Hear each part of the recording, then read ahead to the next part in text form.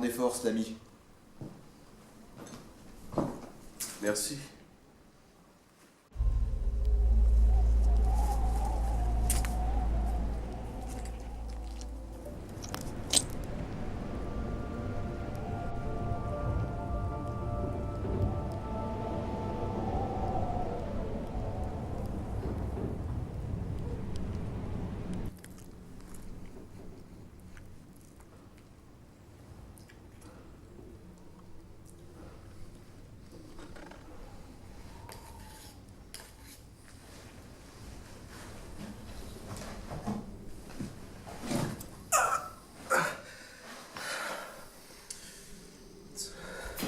Essaie pas de partir. Dans ton état, tu survivras pas longtemps. Mieux vaut rester ici. Restez. Terré ici, dans ce trou à rats. T'es mieux ici que dehors, crois-moi. J'en juge par ta jambe, bien sûr.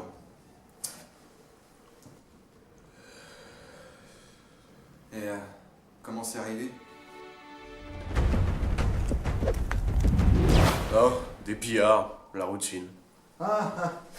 Les pillards. Une vieille histoire d'amour, pas vrai? Ils sont prévisibles. Quand ils sont nombreux, c'est plus dur. T'en es sorti? Seul contre 5, ça a été, mais le dernier m'a blessé. Ah.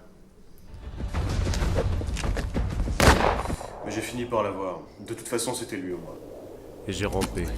J'ai tenté de marcher. Le trajet était long. Et je suis arrivé ici. Ah, ici. On n'est plus en sécurité nulle part dans ce monde, pas vrai? Et toi, comment t'es arrivé là? La curiosité, sans doute. Je sors de ma planque souterraine de temps en temps pour explorer les environs. En réalité, je cherche des pièces détachées pour fabriquer une machine et le destin m'envoie souvent dans des endroits comme cela.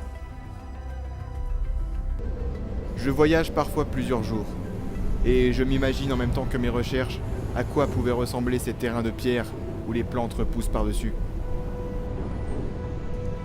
Parfois, je trouve ce que je cherche, parfois, non. Et c'est une de ces sorties qui m'a amené ici. Et quel type de machine tu veux fabriquer? Peut-être que tu me prendras pour un fou si je te dis que c'est pour pouvoir communiquer avec le passé. Parler avec des gens du passé? Mais c'est impossible! Et puis, même si t'avais toutes les ressources, il y a quand même le temps. Comme je te dis, t'as le droit de me prendre pour un inconscient. Je sais pas du tout si ça va marcher. Mais je fais tout pour. Ouais. La vie nous a abandonnés, mon ami. À nous de nous débrouiller. Oui, je sais, on est dans le post-épilogue, on me l'a déjà dit.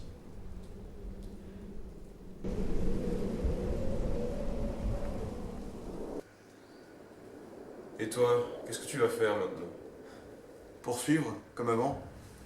Et toi? Je ne sais pas. Je vais probablement continuer ma vie aussi. Et ça te dirait pas qu'on la continue ensemble?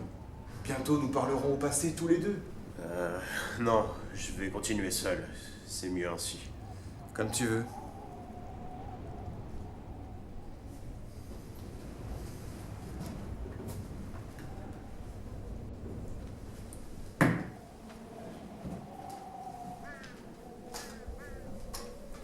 Tu pars déjà? Je te laisse des provisions.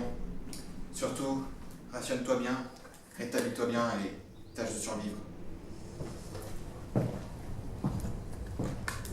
Mais attends, on se connaît à peine, pourquoi tu restes pas? J'ai toujours appris qu'aider les autres c'était bien.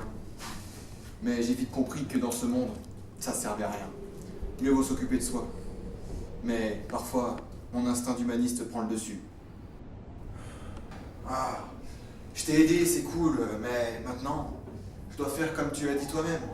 Repartir pour ma propre route.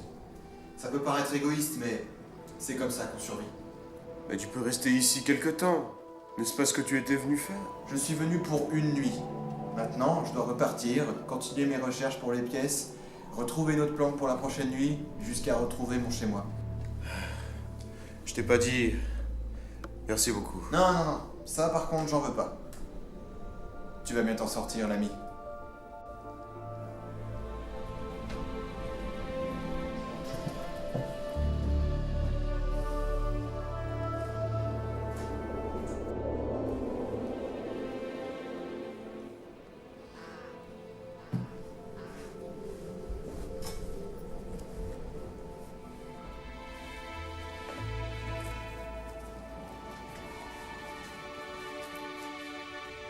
Ce matin, je me suis réveillé dans une étrange maison.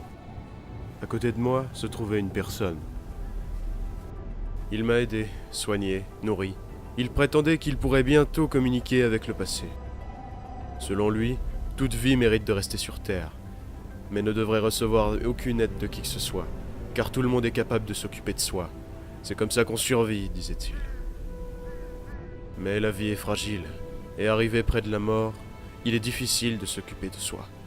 Alors on a besoin d'aide. Telle une âme solitaire qui erre parmi les autres, un cœur profond le force à détourner son regard vers la réalité. Nous ne sommes, après tout, que des humains oubliés. Fin de cette matinée, en espérant que vous, les gens de mon futur, trouvez ce carnet et puissent voir comme c'était avant vous.